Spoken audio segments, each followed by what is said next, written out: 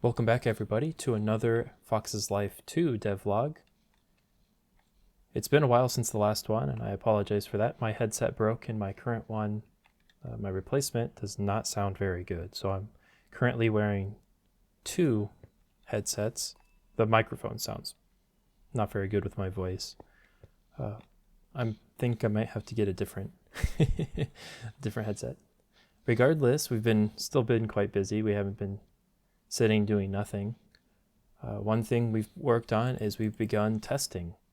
We've had actual play testers come and look at the map and play it for a little bit, and that's been real nice to start getting a little bit of feedback. We're still pretty early in alpha testing, and you can't force people to play games as much as you want to, especially when they're volunteers.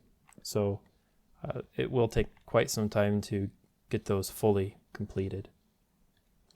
But if you're interested in eventually beta testing, we will be doing that fairly soon. I'm not going to say how soon because I want to get the map as done as possible before we do more of an open test. But we're very close to being done anyways. But some of the things we've been working on, let me go ahead and load. There we go. For one thing, we've updated to 1.19.4, which has introduced some new features, a lot of very powerful things. If we fly over to this area, we can see one of the things pretty quickly. Actually, all three things can be seen just in a small area. For one, we have these flower pots. And I can't, you can see I'm looking at the cobblestone there, but if I look at the flower pot, I can't look at it. And that's because we actually have interaction entities on all of these flower pots. Now technically I think it would be slightly more efficient entity-wise because we do see a good amount of entities here covering that, to just have one over this whole area. But this is probably the most flower pots in the whole map in one spot, and that's not too big of a deal. But currently the fixer's replacing, before you used slimes with a marker entity to mark where they were, and then the slime spawned when the player got near, because slimes lose properties when you walk away, which is unfortunate. But another thing is we've converted these signs to be using the new text display. So it doesn't follow the player and it looks quite nice. I've spent 510 hours in this world, which is actually we're gonna hit 511 in just a couple seconds here.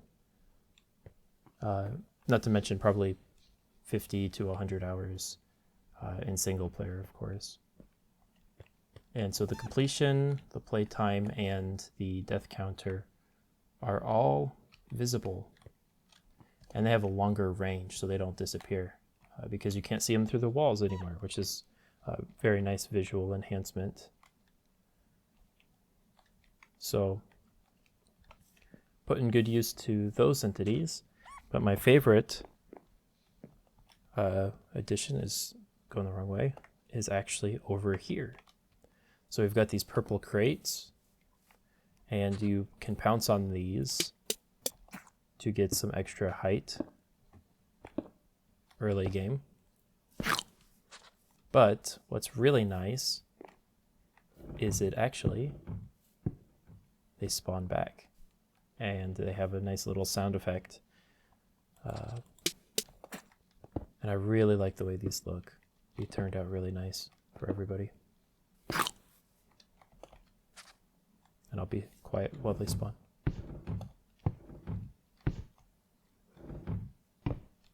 So it's a very nice feature to have. We're really focusing on polishing now, making things look better, making them feel better, getting rid of little quirks as much as possible. Speaking of polish, we have advancements now. And so we see some here. There's one for pouncing on a purple crate or collecting nether quartz, amethyst shards, berries, getting 100% completion, playing for 10 hours. So these are all the advancements. And there's some that are kind of like goals, like using another portal. It kind of teaches you how to play.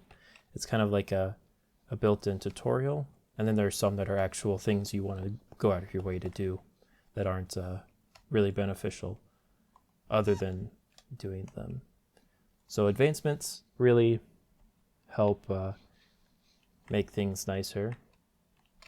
One of the things we've been working on for the tutorial is little signs to just explain things to the player as they're going by.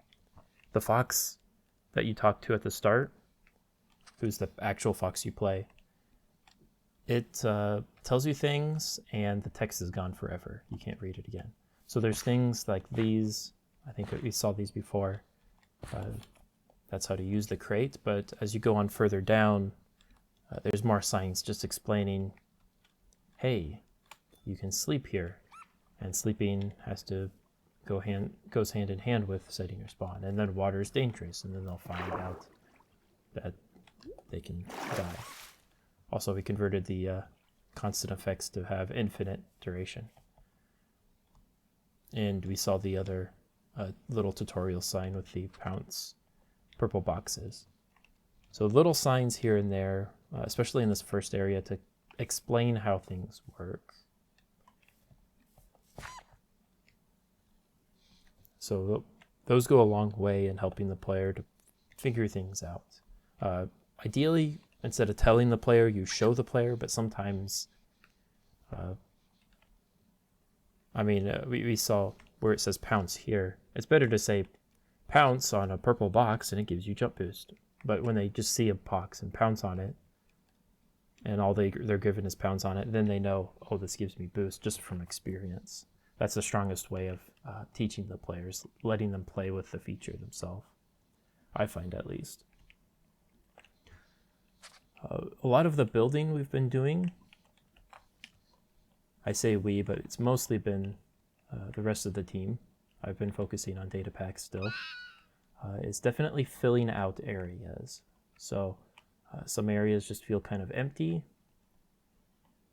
And so like this beach area is what I would consider somewhat empty. There's not a path. There's nowhere to explicitly be. This structure, the pillager outpost, has no purpose other than visuals. And so we're just trying to fill that out. So this dark forest, or whatever it's called, I think it's dark forest, isn't it? I can't tell. But one of the builder's gem has been throwing together a whole bunch of mushrooms in it. And that just makes this place feel a lot more dense. And density is what we're focusing on with this map.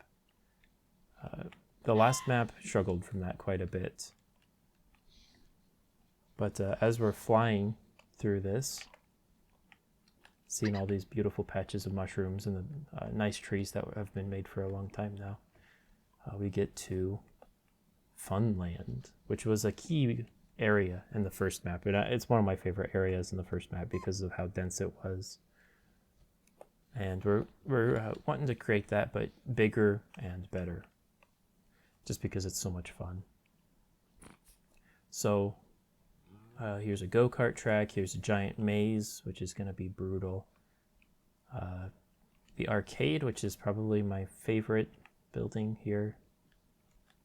Lots of little places like the mini golf course and the pirate boat ride and this target practice game.